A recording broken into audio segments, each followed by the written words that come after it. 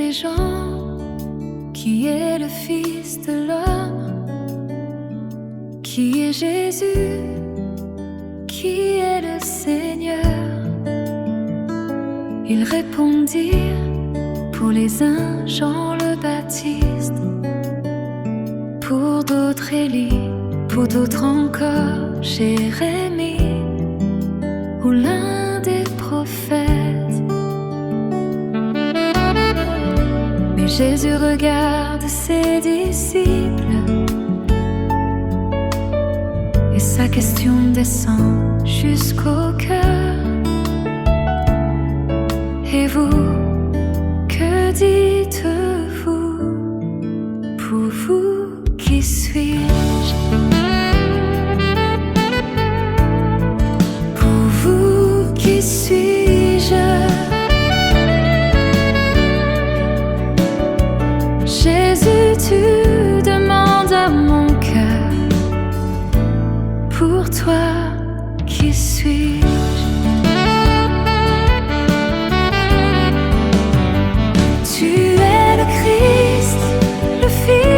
Dieu vivant, tu es le Christ, mon Seigneur et mon Sauveur. Au nom du Père et du Fils et du Saint-Esprit, Amen. Frères et sœurs bien-aimés, il y a des moments dans la vie où une responsabilité nous est confiée. Une mission, une personne, une communauté, une tâche qui demande de notre part fidélité et discernement. La parole de Dieu de ce 21e dimanche du temps ordinaire de l'année liturgique A nous aide à comprendre ce que signifie véritablement recevoir une telle responsabilité. Le prophète Isaïe parle d'une clé remise sur l'épaule d'Éliakim. Il dit: je mettrai sur son épaule la clé de la maison de David. Dans l'évangile, Jésus reprend cette image pour parler à Pierre. Je te donnerai les clés du royaume des cieux. Entre ces deux textes se dessine une même réalité. Dieu confie des clés. Dieu remet une responsabilité. Dieu établit quelqu'un au service de son peuple. Mais ces clés, chers frères et sœurs, ne sont jamais un privilège destiné à satisfaire l'ambition de celui qui les a reçues. Elles sont une charge, un service de l'accès à Dieu. Et c'est précisément ici que la parole de Dieu de ce dimanche devient pour nous particulièrement éclairante. Chacun à son niveau reçoit des clés. Une responsabilité dans une famille, une mission dans l'église, une autorité dans une communauté, une parole qui peut encourager ou décourager, une décision qui peut ouvrir un chemin ou le fermer. Nous pouvons devenir parfois, sans même nous en rendre compte, des personnes qui ouvrent ou qui ferment. La question chrétienne n'est donc pas simplement « quelle autorité ai-je reçue ?», mais plutôt qu'est-ce que mon autorité permet aux autres de découvrir de Dieu? Eh bien, chers frères et sœurs, je vous promets un excursus sur le contenu des lectures de ce dimanche, commençant par la première. Ce texte tiré du livre du prophète Isaïe nous présente une scène de changement dans l'exercice d'une responsabilité. Shebna est destitué et Éliakim est appelé à recevoir une nouvelle charge. Dieu lui dit: « Je remettrai sur ton épaule les clés de la maison de David. » La clé est ici un signe d'une responsabilité réelle. Celui qui la porte a le pouvoir d'ouvrir et de fermer, d'administrer la maison du roi, d'agir au nom d'une autorité qui le dépasse. Cette image est importante parce qu'elle nous rappelle quelque chose que nous oublions facilement. La responsabilité chrétienne est toujours une responsabilité reçue. Nous ne sommes jamais propriétaires de la mission que Dieu nous confie. Nous n'en sommes que les serviteurs. L'Église appartient au Christ. Une communauté appartient au Christ. Une famille chrétienne appartient elle aussi au Christ. Une vocation appartient au Christ. même les dons que nous possédons, ne sont pas notre propriété absolue. Ils nous sont confiés pour porter du fruit et nous aurons de comptes à rendre pour chaque don reçu. C'est pourquoi l'autorité chrétienne ne peut jamais être comprise comme une possession. Celui qui reçoit une clé pour servir dans une maison ne doit pas considérer qu'il a reçu la maison en don. Il en a reçu la responsabilité, de prendre soin de la maison. Il ne peut donc pas dire « c'est ma communauté, c'est mon groupe, c'est mon œuvre, mes personnes, mes décisions, ainsi de suite ». Il doit plutôt se demander « comment puis-je prendre soin de ce que le Seigneur m'a confié ?» Voyez-vous, aujourd'hui, il y a des propriétaires d'églises, c'est-à-dire des personnes qui fondent des églises et qui en sont propriétaires au vrai sens du terme, juridiquement, spirituellement et tout. Ces gens ne se posent pas la question de savoir comment puis-je faire en sorte que cette église soit réellement une maison où Dieu puisse être rencontré. Et ils courent souvent pour la célébrité, pour l'argent, pour la grandeur, ainsi de suite. Voilà pourquoi il y a une conversion permanente à rechercher, l'exercice de l'autorité.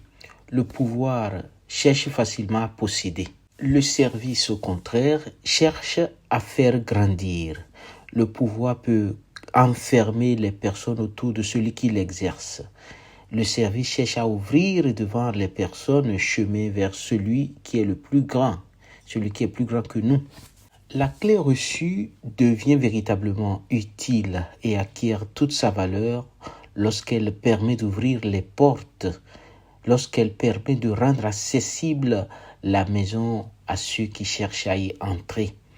Et peut-être devons-nous nous demander aujourd'hui, quelle porte le Seigneur m'a-t-il confiée?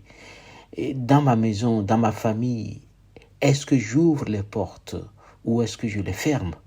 Dans ma communauté, est-ce que ma manière de parler permet aux autres de respirer, de grandir et de se relever?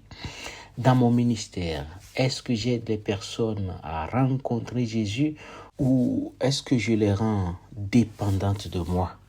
Dans mes relations, est-ce que mes paroles sont des clés qui ouvrent, bien des verrous qui enferment? Nous le savons bien, chers frères et sœurs, il existe des paroles qui ressemblent à des clés.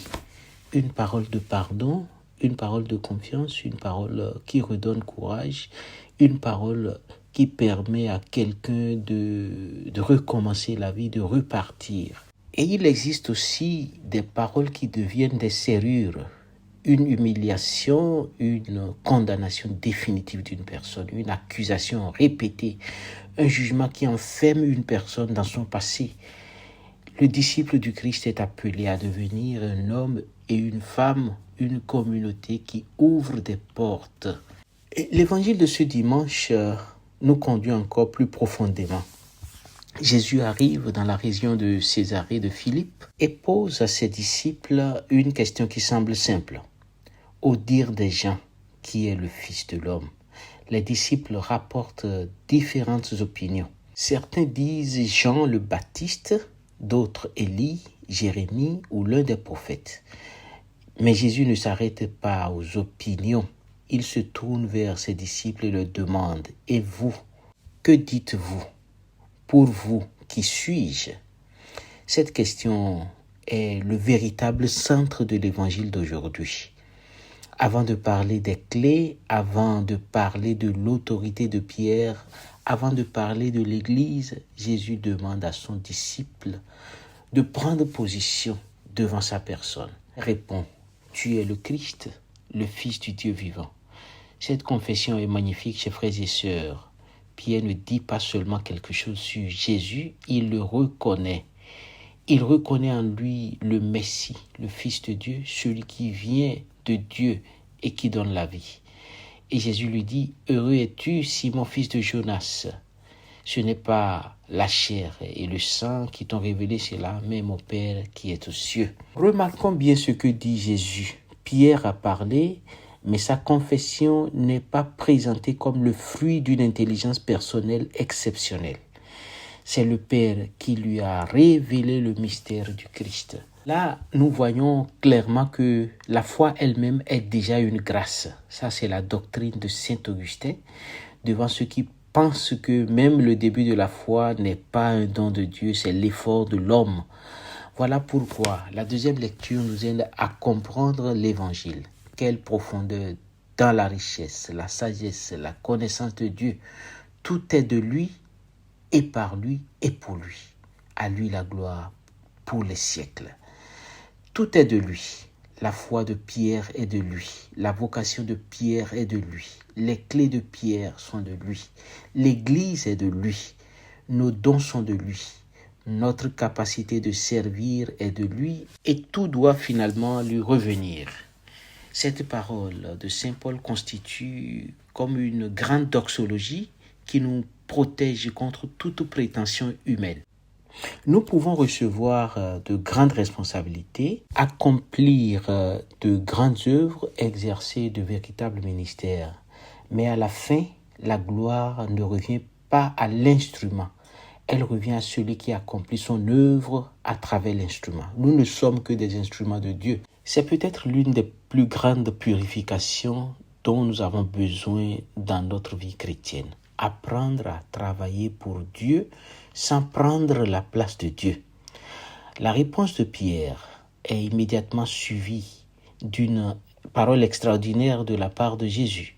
Tu es Pierre, et sur cette pierre, je bâtirai mon église.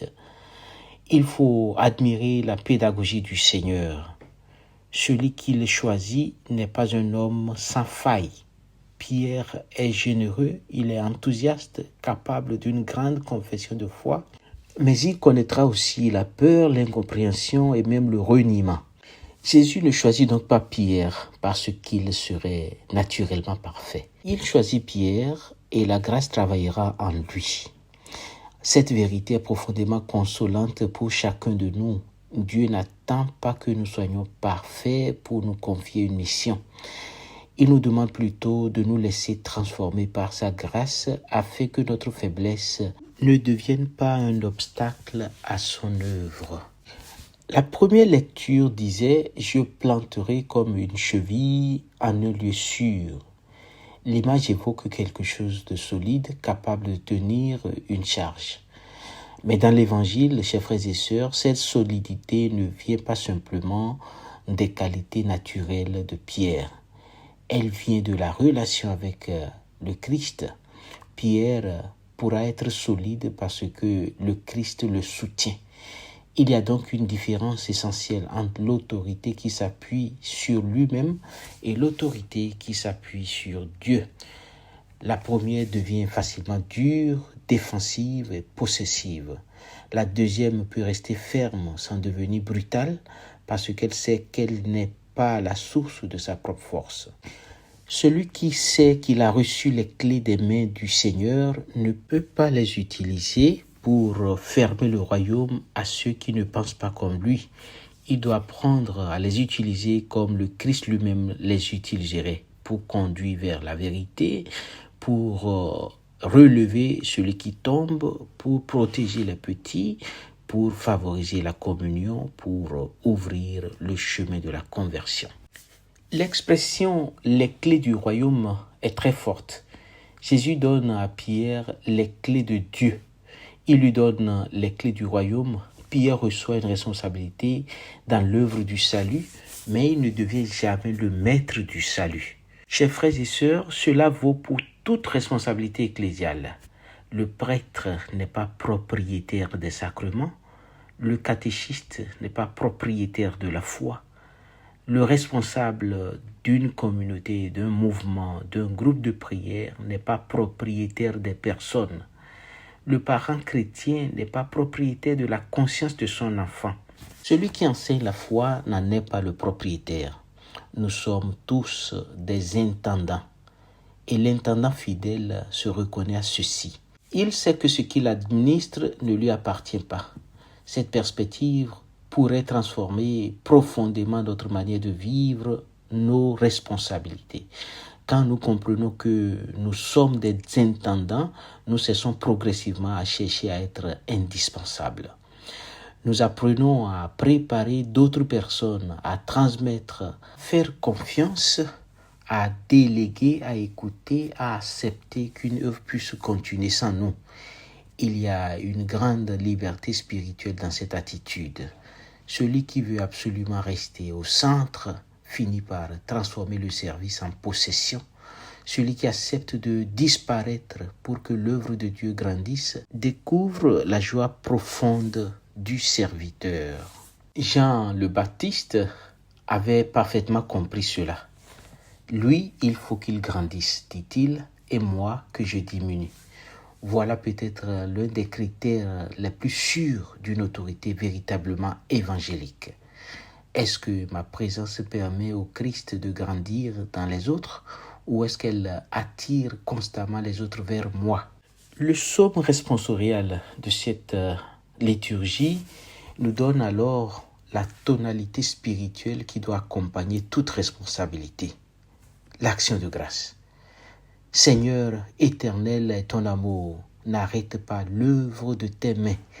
Eh bien, cette prière est parfaitement belle parce qu'elle unit deux choses, la confiance dans l'amour de Dieu et la conscience que son œuvre n'est pas achevée. Nous pouvons reprendre cette prière pour nous-mêmes, pour nos familles, pour nos communautés, pour l'Église.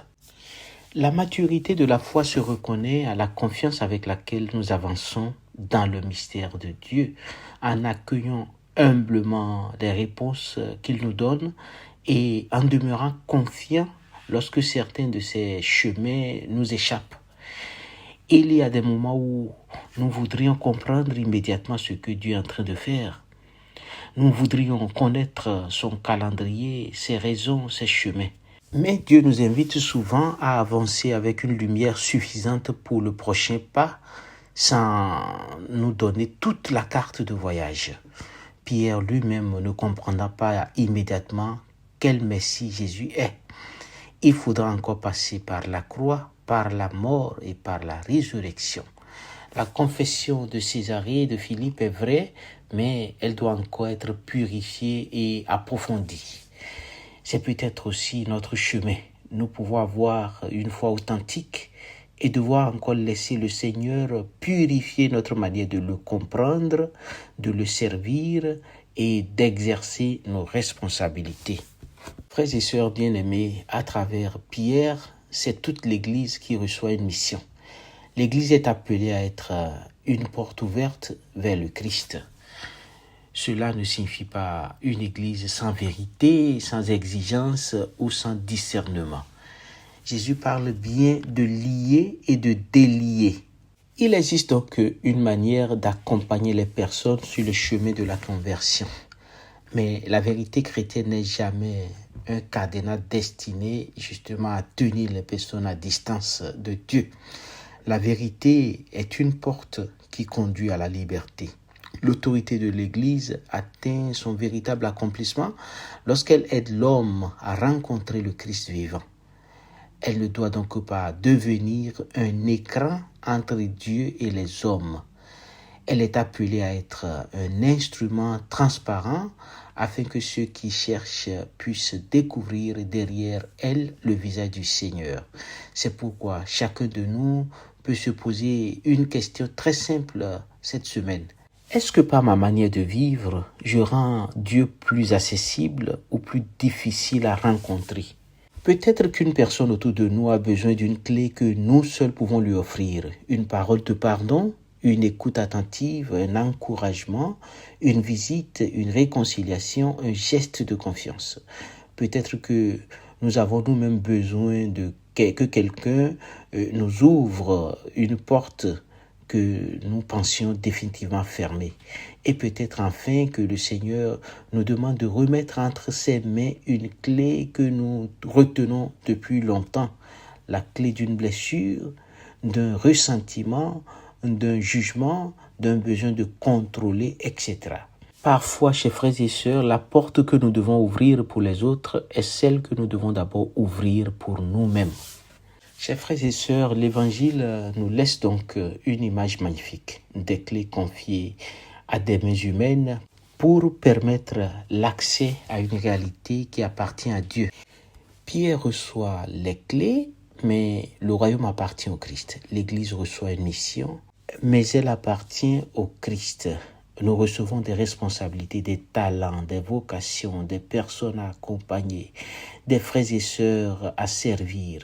Mais tout vient de Dieu, passe par lui et tout doit retourner vers lui. C'est pourquoi notre prière aujourd'hui pouvait être celle-ci. Seigneur, donne-nous des mains qui sachent ouvrir et non fermer, un cœur qui sache accueillir sans posséder, une autorité qui sache servir sans dominer, une parole qui sache corriger sans humilier, une fidélité qui sache tenir ferme sans devenir dure.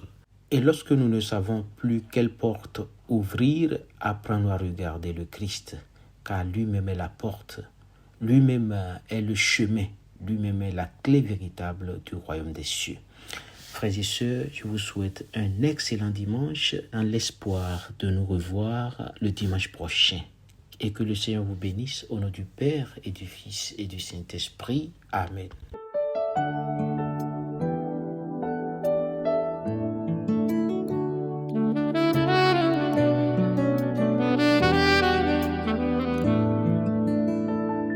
Au dire des gens, qui est le Fils de l'homme? Qui est Jésus? Qui est le Seigneur?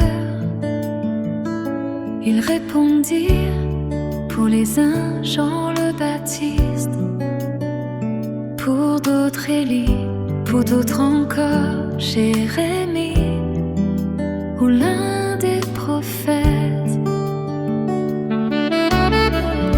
Mais Jésus regarde ses disciples, et sa question descend jusqu'au cœur.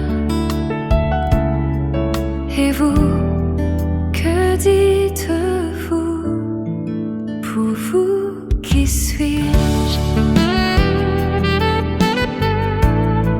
Pour vous, qui suis-je? Jésus, tu demandes à mon cœur. Pour toi, qui suis-je?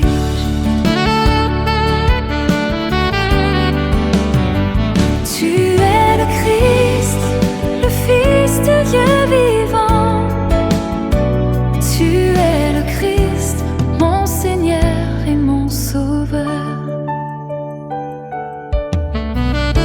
Alors Simon-Pierre prit la parole, et dans la lumière il proclama: tu es le Christ, le Fils du Dieu vivant. Lumière venue du Père, une grâce offerte d'en haut, car ce n'est pas la chair et le sang qui t'ont révélé ce mystère. Pour vous, fils suis-je? Pour vous, qui suis-je?